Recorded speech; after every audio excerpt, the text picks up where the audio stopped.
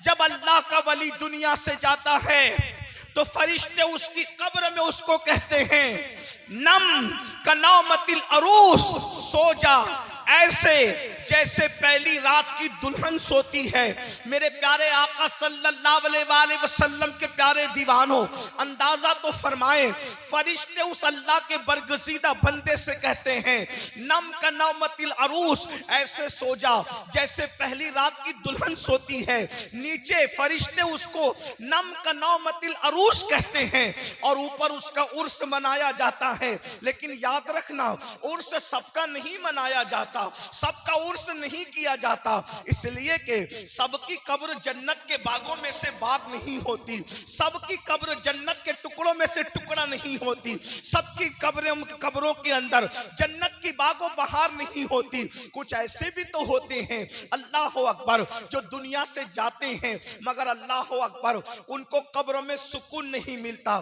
یاد رکھنا، اے اللہ کے مقدس بندے کا عرس منانے کے لیے آنے والوں، آئیے ذرا غور کریں، سب کی قبر جنت کے باغوں میں سے باغ نہیں بنتی، بلکہ کچھ لوگوں کی قبر جہنم کے گڑھوں میں سے گڑھا بن جاتی ہے، اسی لیے سب کا عرس نہیں منایا جاتا۔ اللہ اکبر۔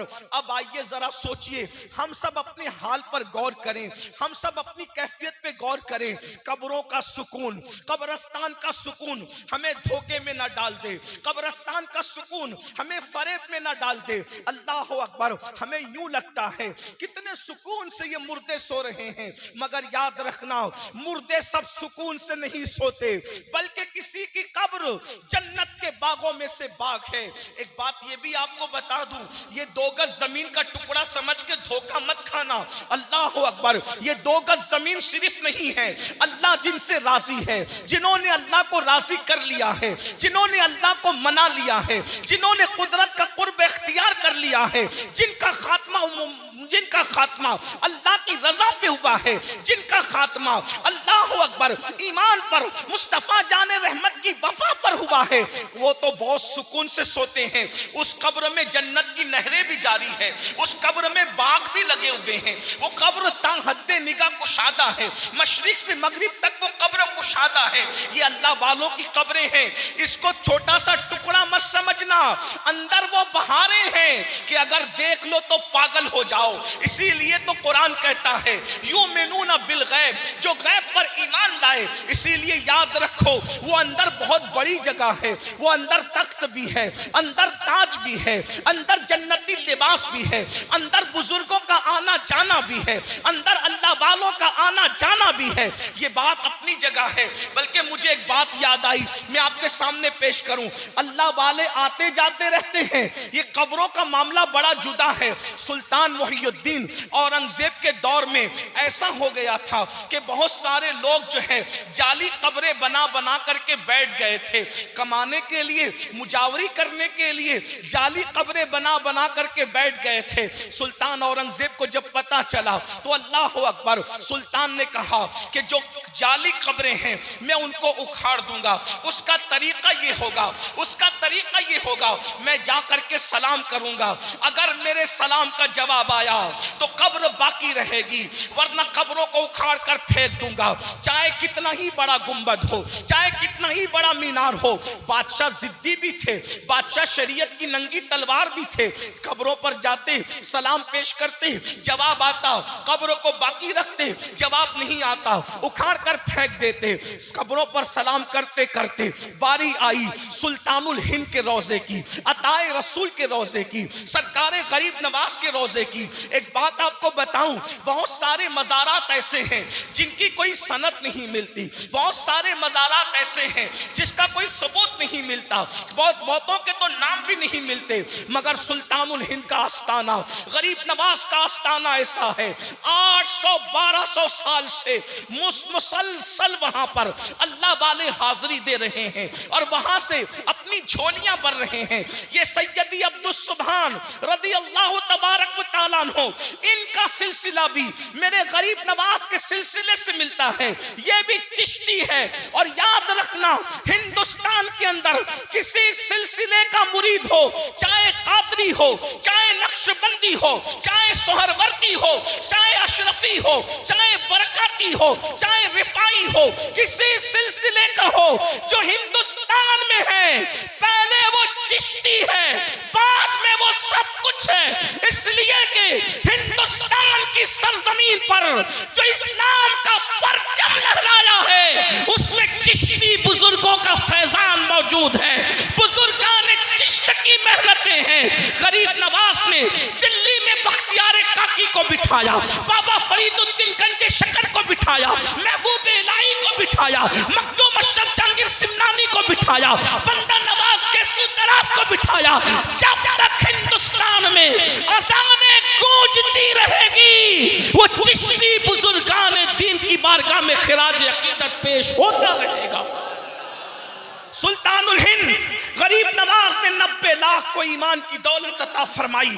اللہ اکبر. ان کے آستانے پر سلطان محی الدین اورنگزیب عالمگیر پہنچتا ہے. کہیں یہ روزہ بھی تو معاذ اللہ جعلی نہیں, سلام کیا. حیرت کی بات یہ ہے اتنا مستند روزہ, سلام کیا جواب نہیں آیا. دوسری مرتبہ سلام کیا جواب نہیں آیا. اورنگزیب کو وسوسہ آنے لگا, 2 بار سلام کیا جواب نہیں آیا. تیسری مرتبہ دھڑکتے دل سے جواب دیا, سلام کیا, اب بھی دیر تک جواب نہیں آیا. اورنگزیب نے سوچا کیا اب تک ہم دھوکے میں تھے, کیا اب تک لوگ دھوکے میں تھے. جیسے یہ سوچنے لگا تھوڑی دیر کے بعد سلام کا جواب قبر انور سے آیا. اورنگزیب کی آنکھوں میں آنسو تھے. کیا آزمائش ہوئی, میں نے کیا غلطی کر دی کہ مرشد نے 3 مرتبہ سلام کے بعد جواب دیا. ذرا غور سے سنو اور یاد رکھو, اپنے عقیدے کو مضبوط کرو. اس لیے کہ یقین والوں کو سب کچھ ملتا ہے, ظلم الیقین کو کچھ نہیں ملتا. حضور شیخ الاسلام نے کہا تھا یقین والے کہاں سے چلے کہاں پہنچے, یقین والے کہاں سے چلے کہاں پہنچے. جو اہل شک ہیں اگر میں مگر میں رہتے ہیں, شک والے مت بنو, یقین والے بنو. آج دنیا کے اندر شک پیدا کیا جا رہا ہے. یہ ولی لوگ تو مٹی کا ڈھیر ہے, یہ ولی لوگ تو اپنے ناک پر سے مکھی نہیں ہٹا سکتے. ایک بات میں اپنے جوانوں سے کہنا چاہتا ہوں, قرآن کی آیت پڑھی جاتی ہے کہ ولی لوگ ناک پر سے مکھی نہیں ہٹا سکتے, ان کو کیوں پکارتے ہو. میں نے پوچھا یہ بتاؤ, یہ جو ناک پر سے مکھی نہیں ہٹا سکتے, یہ جو قرآن کہہ رہا ہے کیا ولیوں کے لیے کہہ رہا ہے؟